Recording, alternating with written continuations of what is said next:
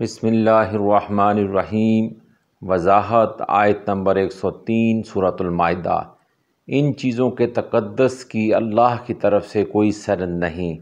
بحیرہ، سائبہ، وسیلہ اور حام کے بارے میں بہت سے اقوال ہیں، لیکن جلیل القدر تابعی حضرت سعید بن مسیب رضی اللہ تعالیٰ عنہ نے ان الفاظ کی جو تفسیر بیان کی ہے وہ صحیح بخاری میں وارد ہوئی ہے۔ بحیرہ، ایسا جانور جس کا دودھ بتوں کے نام کر دیا جاتا تھا اور کوئی اسے اپنے کام میں نہ لاتا تھا۔ سائبہ، وہ جانور جو بتوں کے نام پر ہمارے زمانے کے سانڈ کی طرح چھوڑ دیا جاتا تھا۔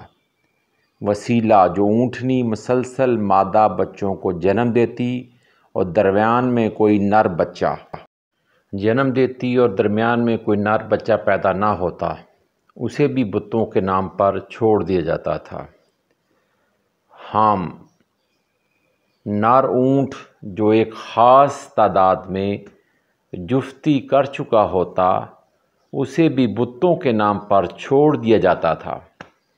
اس طرح کے جانوروں کو بتوں کے نام منسوب کر کے آزاد چھوڑ دیا جاتا تھا کہ اب انہیں کوئی ہاتھ نہ لگائے، کوئی ان سے استفادہ نہ کرے، کوئی ان کا گوشت کھائے، نہ صدقہ کرے، نہ ان سے کوئی خدمت لے، بس ان کا احترام کیا جائے۔